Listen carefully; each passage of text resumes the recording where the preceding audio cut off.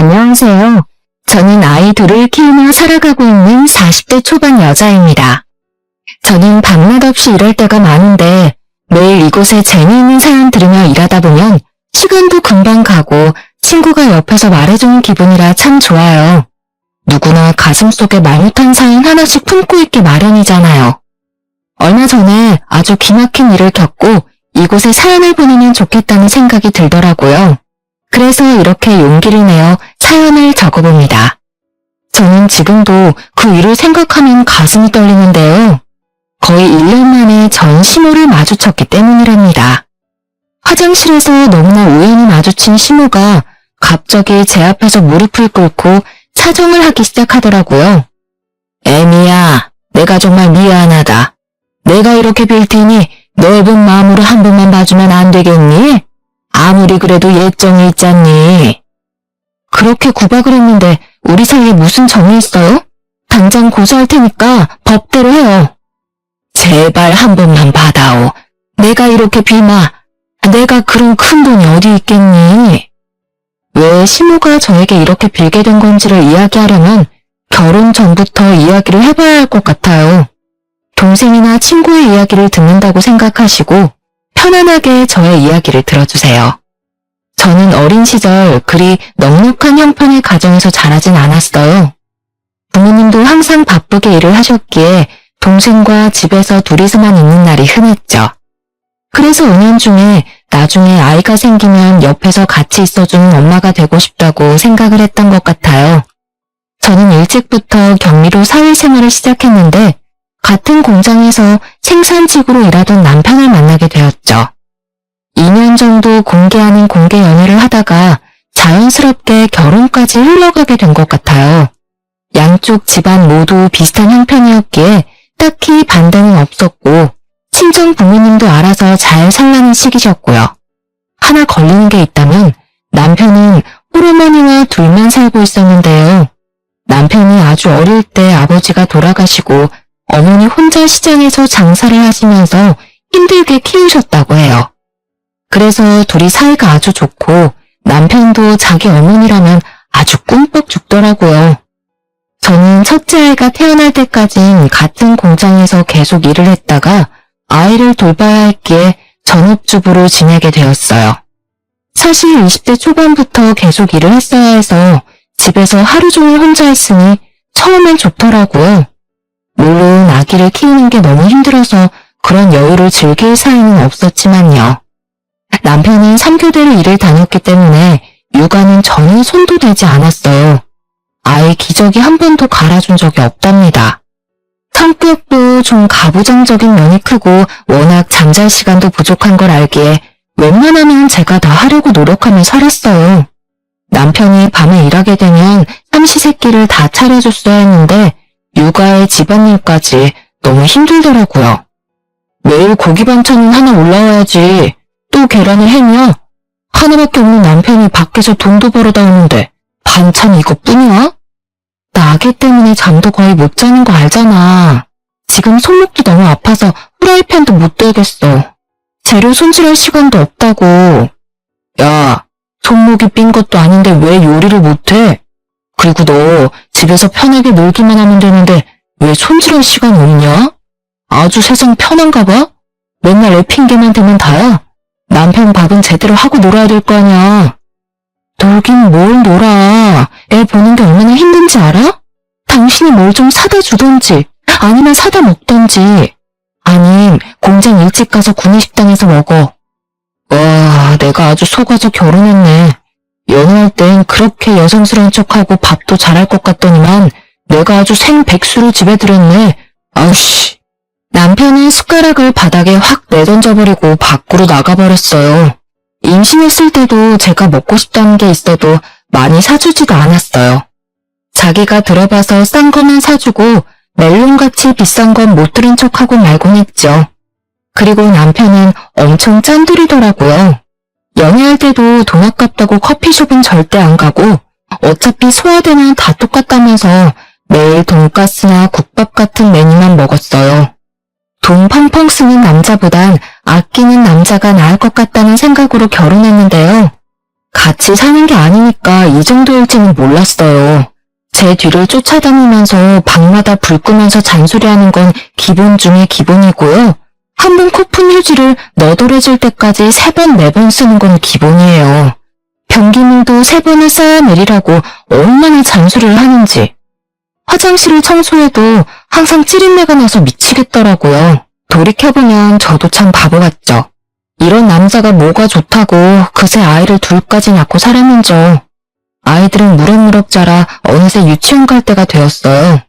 저는 그동안 남편이 큰소리치는 게 싫어서 하라는 대로 하면서 살았답니다. 한번 싸우게 되면 얼마나 소리를 지르고 무섭게 하는지 사는 내내 제가 항상 져주면서 살아야만 했어요. 그렇게 짠돌이처럼 사는데도 막상 돈은 많이 못 모으더라고요. 돈 아낀다고 남들 먹는 것처럼 먹지도 못하고 누리지도 못하면서 사는데 10년이 다 돼가도 남편이 주는 생활비는 그대로였습니다. 여보, 이제 애들 유치원도 다니는데 생활비 좀 올려줘. 한 달에 50만 원은 정말 너무 적어. 애가 둘인데 더 아끼겠다는 생각을 해야지 더 쓸 생각을 해? 당신도 지금보다 좀 더 아껴 쓸 궁리를 좀 해봐. 우리 엄마는 그렇게 가난한데도 아끼고 아껴서 나 키웠어. 당신은 왜 못해? 내가 당신 어머니야? 그리고 지금 시대가 같아? 언제적 얘기를 하는 거야. 요즘 물가가 얼마나 올랐는지 당신이 마트에 좀 가보라고. 참나, 마트가 비싸면 재래시장에 가서 장을 봐. 맨날 편하게 마트만 다니려고 하지 말고.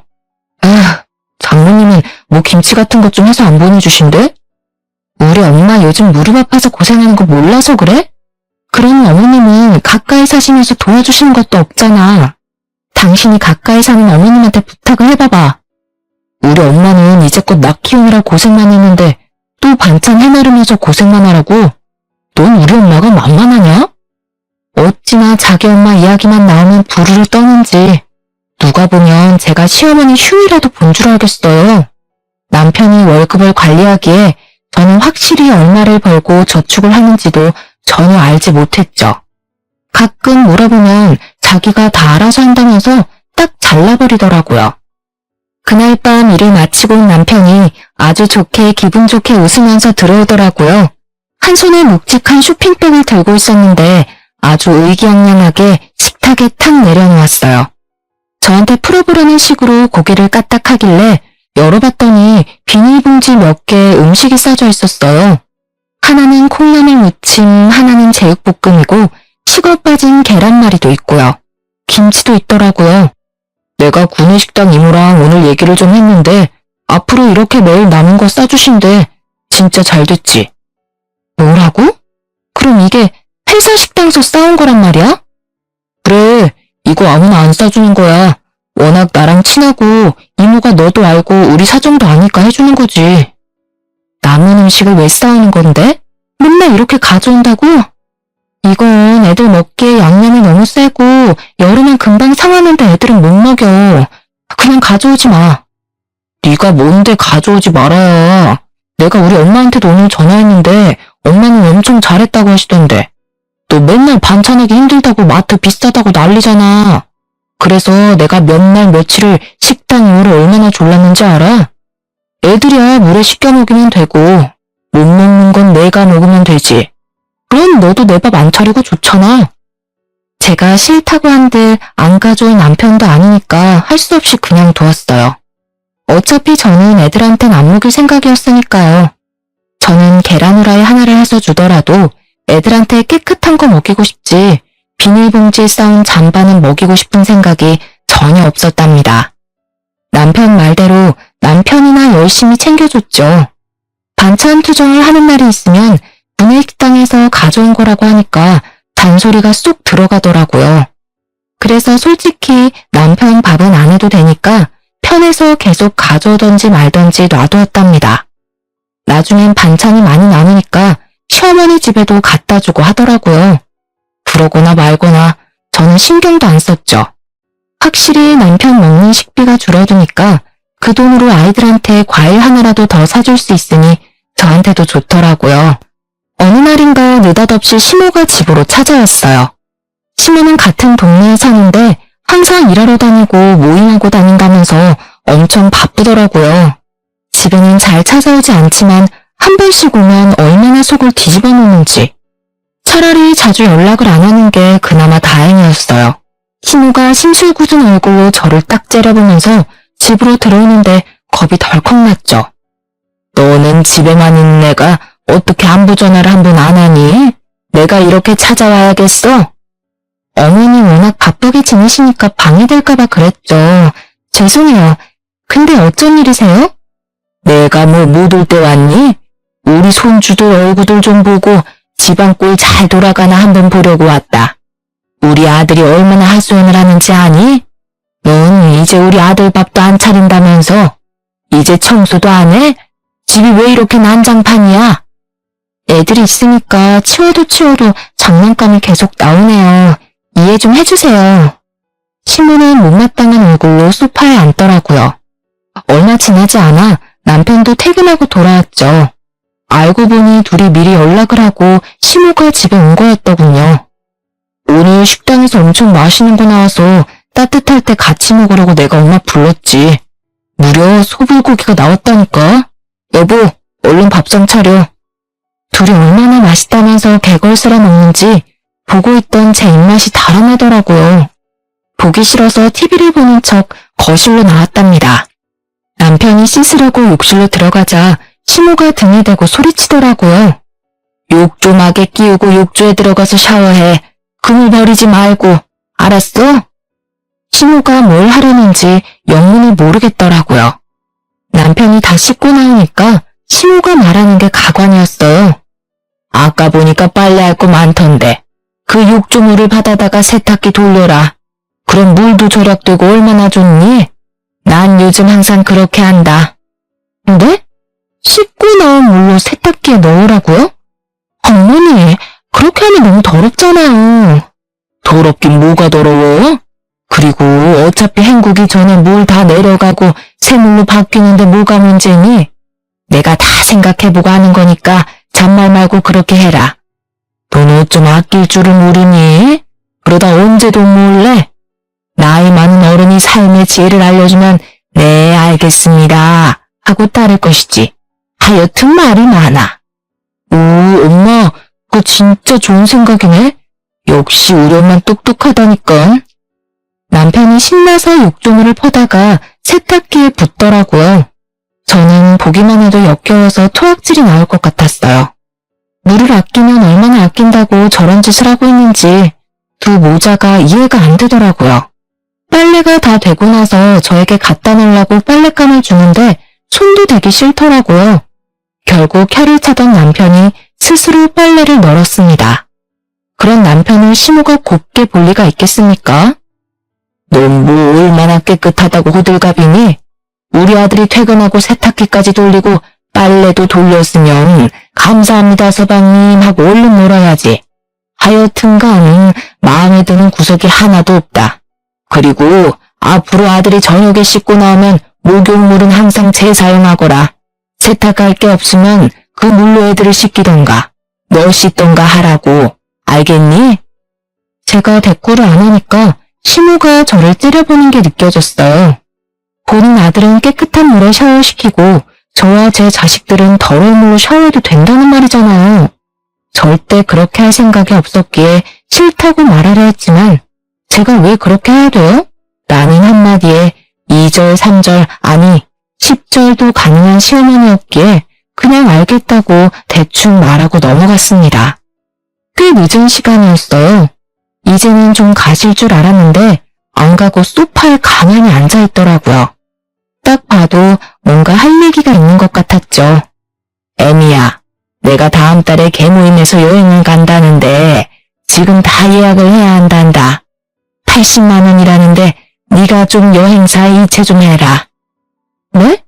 80만 원이요? 아, 저희 생활비도 모자라서 매달 간신히 살아요. 당장 그렇게 여윳돈은 없어요.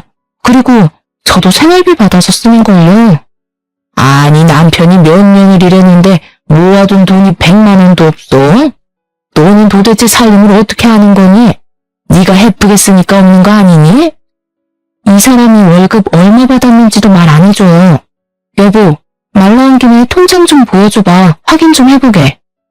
내가 본 돈을 네가 왜 확인을 해? 됐어. 엄마, 내가 돈 보내줄게. 걱정 마. 그거야 나한테 바로 전화해서 말하지. 뭐하러 지금 말해. 그래도 내가 생각이 있는 CM인데 며느리도 같이 있을 때 말을 해야지. 안 그러니? 여기 계좌번호니까 내일까지 보내고 나한테 전화해라. 난 간다. 한 달 생활비가 넘는 돈을 신우한테 준다니 너무 열불이 나더라고요.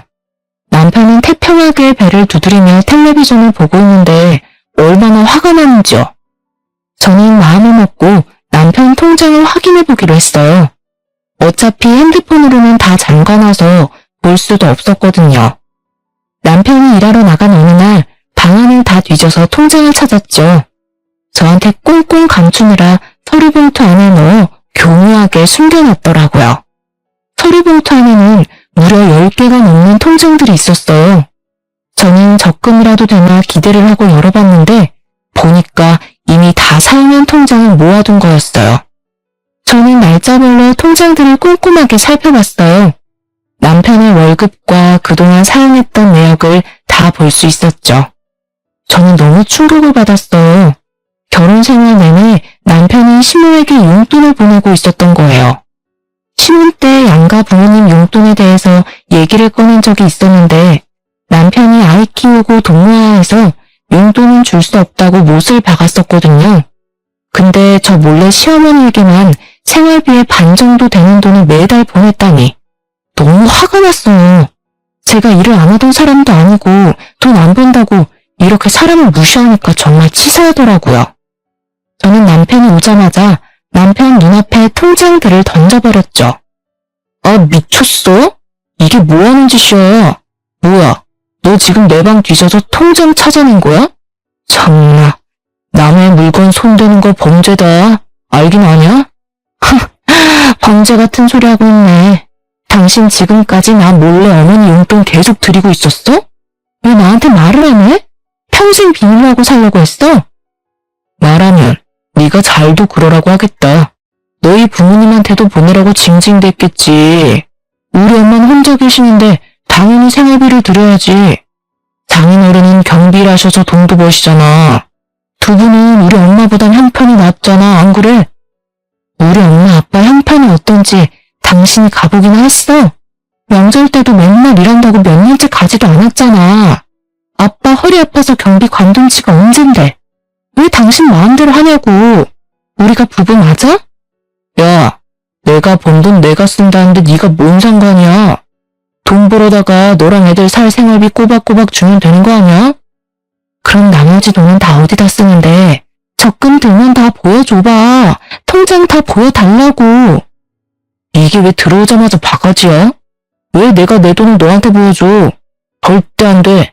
내 돈에 손댈 생각도 하지 마. 남편이 화를 내면서 다시 밖으로 나가버렸어요.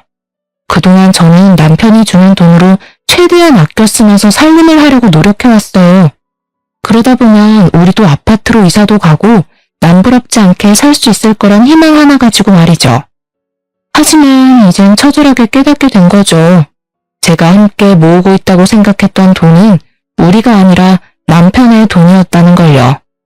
그동안 밖에서 커피 한 잔도 못 사 먹으면서 미련하게 아꼈던 제 자신이 너무 비참하게 느껴졌어요.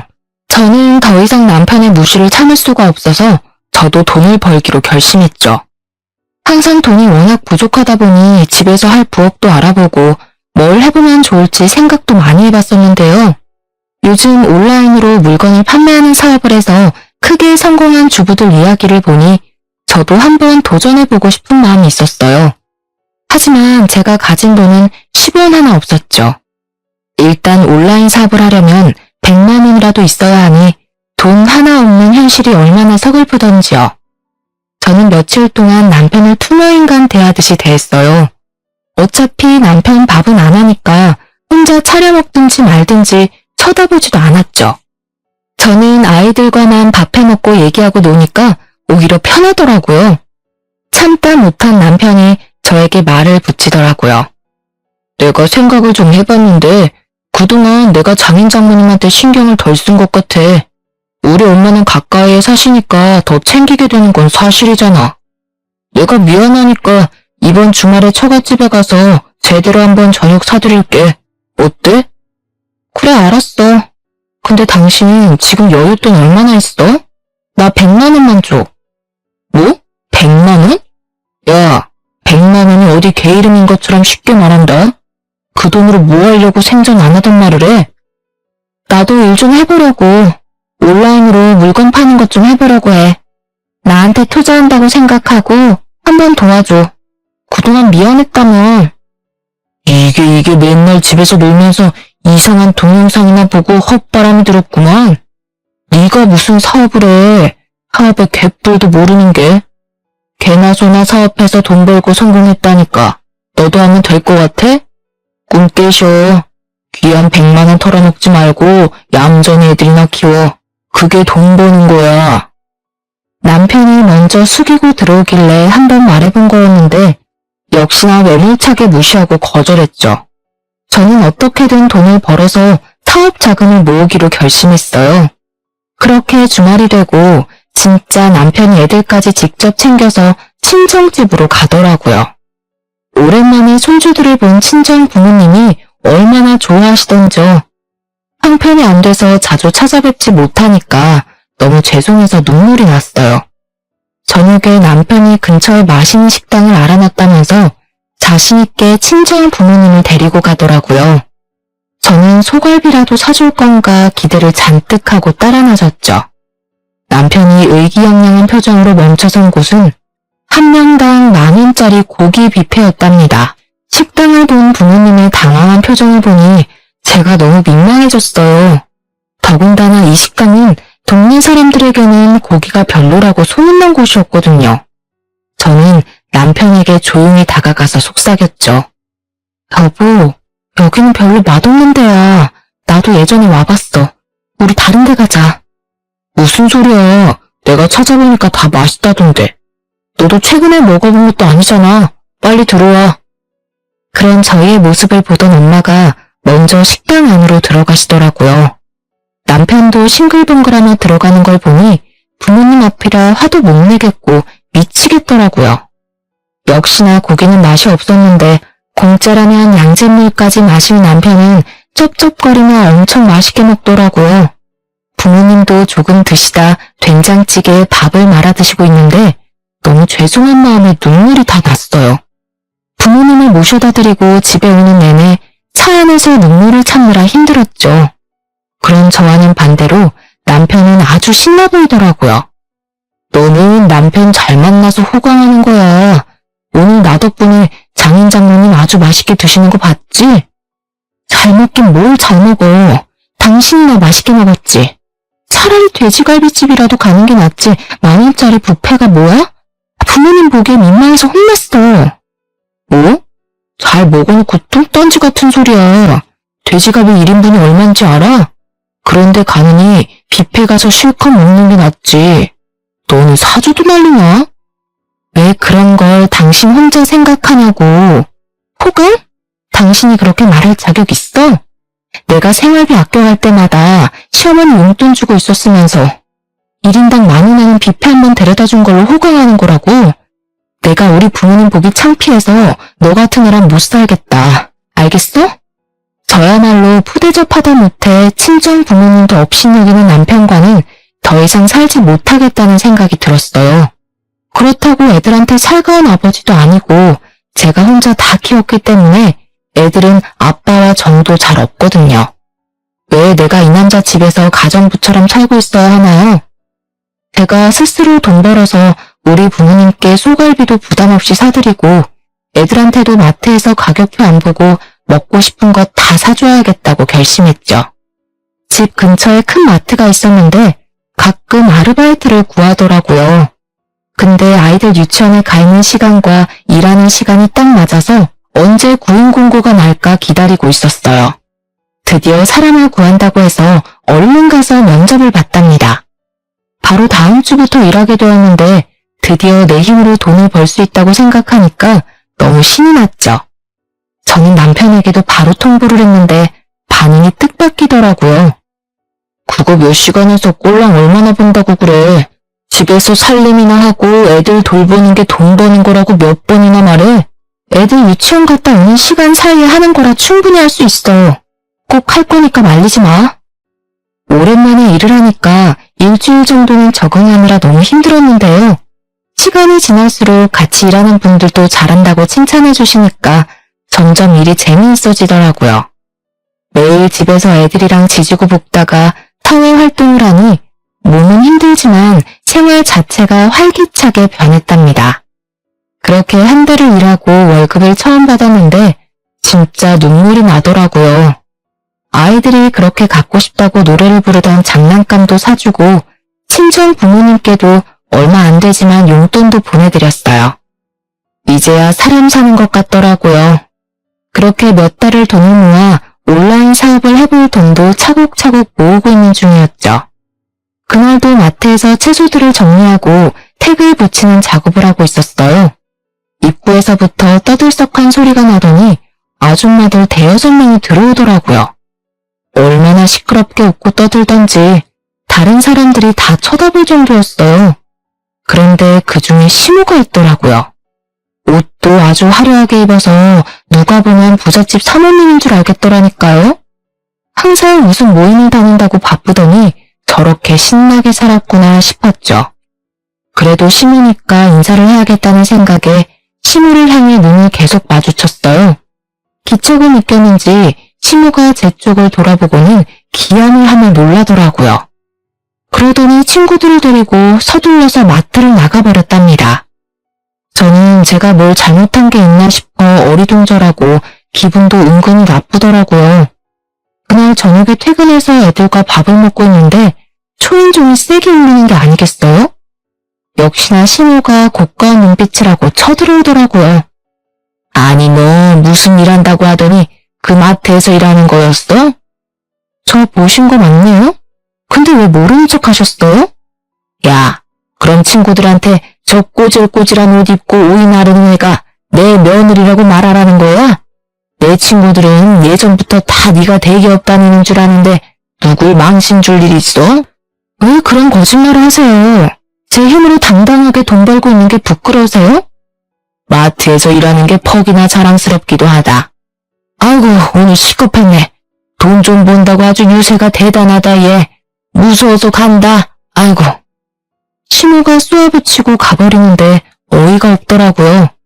정작 자기 아들은 지금까지 공장에서 일하는데 대기업 다니는 며느리가 웬 말인가요?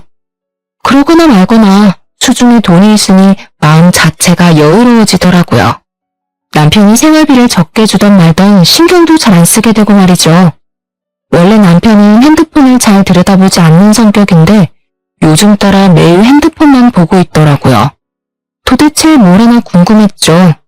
돈이 아까워서 바람필 위인도 못 되는데 말이에요. 옆에서 헬기 보니까 주식 그래프 같은 걸 뚫어지게 보고 있더라고요. 당신 지금 뭐 하는 거야? 설마 주식하는 거야? 주식할 돈은 있고? 네가 이렇게 세상 물정을 모르니까 내가 말도 안 꺼내는 거야. 요즘 주식으로 돈 버는 사람이 엄청 많대. 공장 형들도 안 하는 사람이 없더라고. 나도 형들이 알려준 거 몇 개 샀는데 진짜 많이 올랐다니까. 그렇게 돈 좋아하는 사람이 아무것도 안 하고 돈이 쑥쑥 불어나는 걸 보니 얼마나 신나겠어요. 아주 얼굴에 화색이 돌더라고요. 제가 알기론 남편도 경제 개념도 잘 모르고 공부도 잘하지 못한 것 같은데 뭘 믿고 덜컥 주식을 한다는 건지 걱정이 되더라고요. 얼마를 투자하는지도 말 안 하니까 정확한 액수도 알 수 없고 말이죠. 그렇게 시간이 좀 흐르고 아주 싱글벙글해서 저한테 핸드폰을 들이밀더라고요. 이거 봐, 이게 이렇게 많이 올랐다고. 사실 자본이 클수록 더 많이 벌 수 있는 건데 아이씨 돈이 없으니까 얼마 벌지도 못해. 그러다가 다 날리면 어떡하려고 그래? 당신처럼 돈이라면 환장하는 사람이 그거 다 잃으면 감당할 수 있겠어? 무정 타는 소리 하지도 마. 네가 주식에 대해 뭘 안다고 떠들어? 내가 생각해본 게 있는데 들어봐. 우리 어머니 집을 전세를 주고 그 돈을 좀 투자하면 어떨까 하는데 저 창고방 하나 남으니까 저기 깨끗하게 치워서 어머니랑 같이 살면 어때? 뭐? 말도 안 되는 소리 하지 마. 가뜩이나 내 식구 사는데 좁아 죽겠는데 어머니까지 모신다고? 아, 주식에 미쳐서 제정신이 아니네. 이건 절대 안 되는 일이니까 다신 말도 꺼내지 마. 남편은 거의 일주일 넘게 합가를 하자면서 저를 괴롭히더라고요. 다른 건 다 들어줘도 이건 절대 안 된다며 저도 완강하게 반대했죠. 그랬더니 다른 궁리를 하는지 더 이상 말은 꺼내지 않더라고요. 저는 온라인 사업을 할 수 있는 자금을 넉넉하게 모아놓은 상태였어요. 본격적으로 물건을 사보고 온라인에 올려보면서 저만의 사업을 시작했죠. 아이들 재우고 밤 늦게 시작해서 다음날 새벽까지 계속 일하는 날들이 늘어갔어요. 너무나 피곤했지만 일이 정말 재미있고 주문도 한두 개씩 들어오니까 신기하고 힘이 나더라고요. 남편이 알면 분명히 못하게 할 게 뻔해서 베란다에 택배 상자를 숨겨두고 남편이 없을 때 몰래 포장하고 택배를 보냈는데요. 주문량이 점점 늘기 시작하니까 택배 상자를 숨기기가 힘들어지더라고요.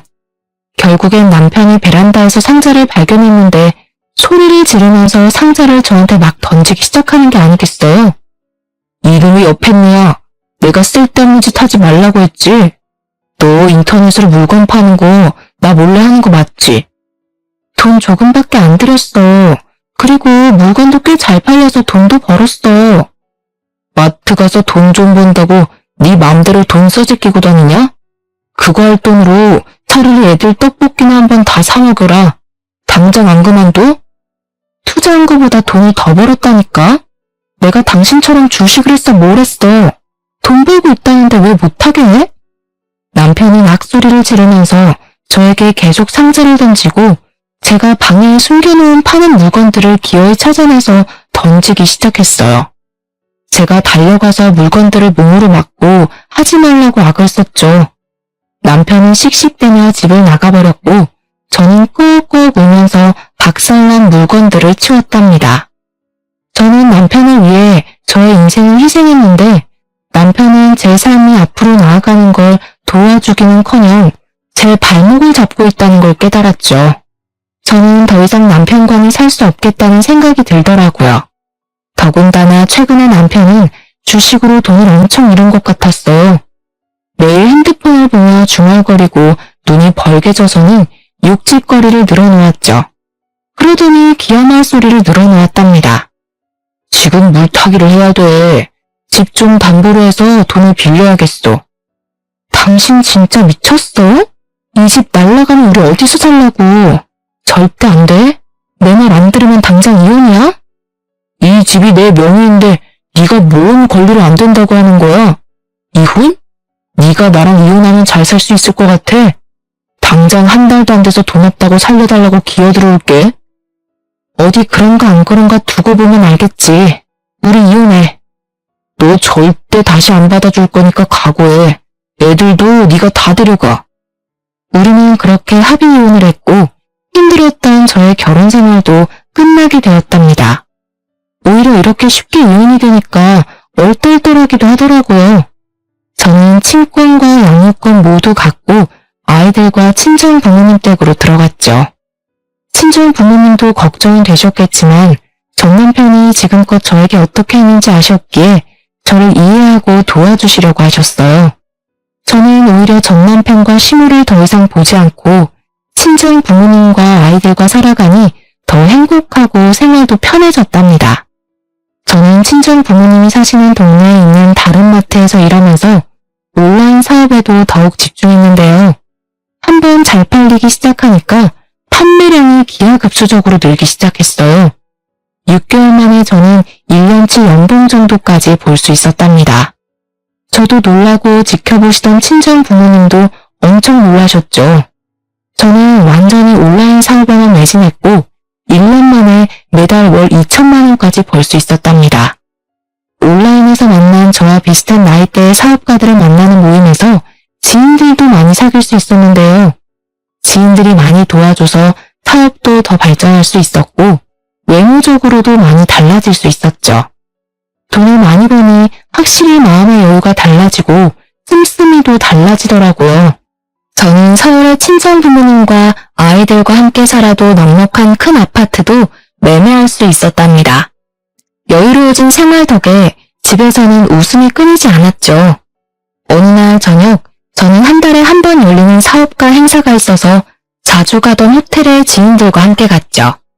그 호텔 레스토랑에서 친구들을 자주 만나서 이미 VVIP였는데 이번 행사는 이 호텔의 사장이 주최하는 거라 연회장에서 크게 열렸답니다. 저는 연회장에 들어가기 전에 화장실에서 화장을 고치고 있었어요.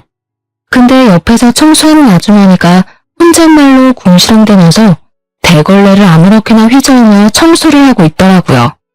좀 거슬렸지만 계속 거울을 보고 있는데 그때 거울 안에서 고개를 올린 청소 아주머니와 눈이 마주쳤죠. 저는 깜짝 놀라서 뒤를 돌아봤어요. 바로 전 시모였거든요. 시모도 놀라서 저를 쳐다보다가 위아래로 저를 계속 훑어보더라고요. 어머, 이게 누구야? 네가 이렇게 비싼 호텔은 어떻게 왔대? 보나마나 나처럼 일하러 온 거겠지. 여기 오늘 무슨 파티가 있다던데 거기서 일하는 거니? 근데 왜 이렇게 옷을 차려입었어? 보아하니 이혼하고 아주 막 사는 모양이네. 말 가려해요. 나 여기 손님으로 온 거예요. 나가게 저리 비켜요. 손님 좋아하네. 네가 뭔데 이 으리으리한 호텔에 손님으로 왔다는 거야? 나한테 그걸 믿으라고? 아이고, 이 구두는 뭐야? 너한테 이런 게 어울리기나 해? 그때였어요. 시모가 대걸레로 제 구두를 마구 문질러대는 게 아니겠어요? 저는 너무 놀라서 소리를 질렀죠. 이게 뭐 하는 거예요?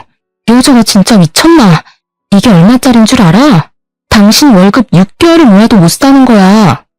아이고, 시장 가서 10,000원이면 살 거 가지고 웃기고 있네. 어디서 거짓부렁이야? 이게 뭔 사기꾼 됐나 아주 기세가 대단하네. 어디 시어머니한테 반말짓거리야. 이혼한 지가 언젠데 시어머니야. 당장 변상해. 절대 합의는 없으니까 어디 한번 해보자고. 시모가 이번에는 대걸레로 제 머리를 문대려고 달려들더라고요. 저는 얼른 시모의 발을 걸어서 넘어뜨려 버렸어요. 시모가 넘어지면서 중심을 잡지 못하고 대걸레반 통이랑 같이 굴러 넘어졌답니다. 그 바람에 시모의 옷이 구전물로 다 젖었어요.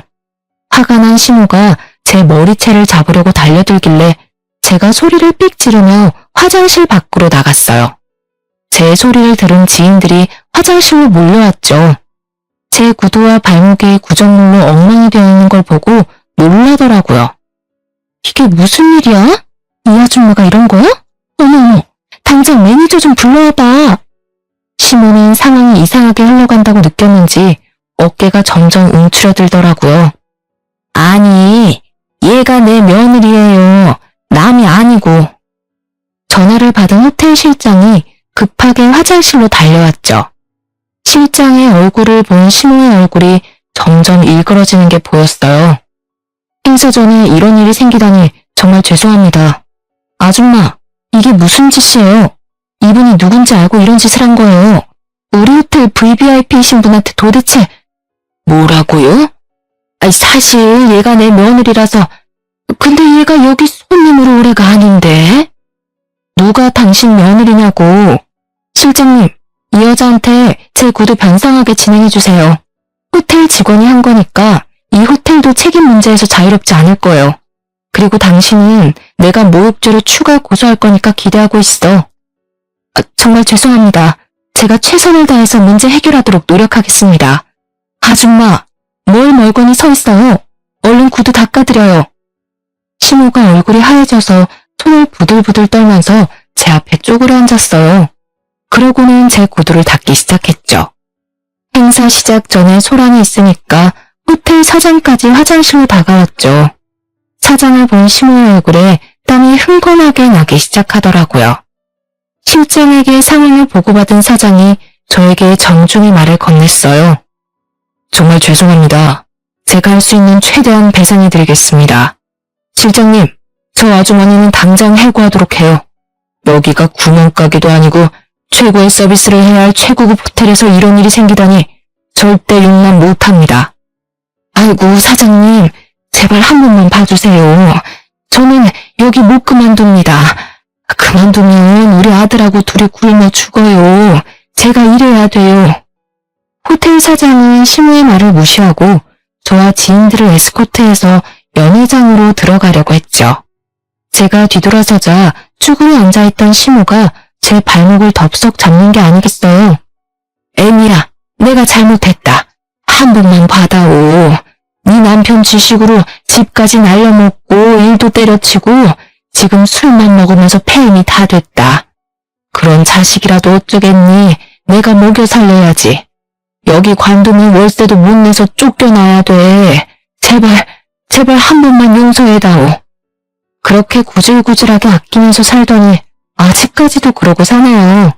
하긴 비싼 걸 멀리서 보기나 했어야 10,000원짜린지 800만 원짜린지 구별을 하지. 배알 뒤틀려서 어째요? 그렇게 무시하던 며느리 구두가 800만 원인데? 그쪽 사정이야 알 바 없고 당장 내일까지 내 구두 변상이나 해요. 800만 원? 거짓말. 세상에 그렇게 비싼 구두가 어디 있니? 나 골탕 먹이려고 이러는 거 다 안다. 나쁜 년, 남편 버리고 가더니 사기꾼이 다 됐구나. 누가 버리고 가요? 돌아와도 안 받아준다고 한 게 누군데. 이 구두 산 영수증 다 있으니까 경찰서에서 다 확인시켜 줄 테니 걱정하지 말고요. 그쪽 아들이 그렇게 하지 말라는 사업 시작해서 내가 돈을 엄청 벌었거든요. 아드님한테 이혼해줘서 고맙다고 전해줘요. 시모는 제 앞에 무릎을 꿇고는 양손을 비비며 눈물을 흘리기 시작했죠. 애미야, 제발 한 번만 살려주렴. 내가 우리 손주들 보고 싶어서 매일 밤 울며 잔단다. 이렇게 만난 김에 우리 애들도 좀 보여주고 다시 한번 잘 지내보면 안 되겠니? 내가 염치 없지만 이렇게 부탁하마. 주식으로 집 담보 잡기 전만 해도 일액천금이 굴러들어올 줄 알았지? 그땐 친권도 다 포기하게 하더니 무슨 우리 손주? 기가 막혀서 진짜. 사장님, 이 아줌마 변상 책임은 당연한 거고 아까 말씀하신 것처럼 당장 해고해주세요. 안 그러면 저 이 호텔 다시 안 와요? 저는 엎드려서 울부짖는 시모를 차갑게 외면하고 사장의 사과를 연신받으며 연회장 안으로 들어가 버렸답니다. 살짝 뒤돌아보니 경비원들이 시모를 끌고 가고 있더라고요. 시모는 질질 끌려가면서도 계속 저를 부르며 소리쳤죠. 저는 다시는 시모 얼굴을 보고 싶지 않았기 때문에 모든 일을 변호사에게 일임해버렸어요. 저는 수월하게 구두 배상 비용은 물론이고 모욕죄로 합의금까지 청구해서 받을 수 있었죠. 시모가 변호사에게 한 번만 봐달라고 사정을 했다고 했지만 저는 절대 사정 봐주지 말고 법대로 하라고 못 박았답니다. 그 후로도 그 호텔에 자주 갔지만 더 이상 시모는 볼 수 없었어요. 저의 사업은 그 후로도 계속 상승선을 타고 있고 곧 다른 분야에도 진출할 예정이랍니다. 직원들도 많이 늘어서 너무나도 바쁜 나날을 보내고 있어요. 저는 제가 전업주부가 잘 어울릴 거라고 생각했는데 지금은 주변 사람들도 완전히 사업가 체질이라고 말을 하더라고요. 지난날에 저는 너무나 어리석게도 스스로 한계를 두고 살고 있었어요. 저도 소중한 사람이고 무궁한 가능성이 있었는데 제가 아닌 전 남편이나 아이들에게서만 그 가능성을 찾으려고 했던 것 같아요. 제 일을 하면서 더 나은 저 스스로의 미래를 꿈꾸는 지금이 정말 행복합니다. 너무 바빠서 아이들과 함께하는 시간이 많이 줄어든 게 가장 아쉽지만 친정 부모님이 저 대신 사랑을 듬뿍 주고 계셔서 한시름 덜고 있답니다. 사연을 들으시는 여러분들도 스스로를 믿고 어떤 일이든지 한번 해보고 싶은 게 있다면 도전해보셨으면 좋겠어요. 행운도 시도를 해보는 사람에게 찾아오는 법이니까요. 저의 기막힌 사연을 들어주셔서 감사합니다. 여러분도 모두 행복하세요.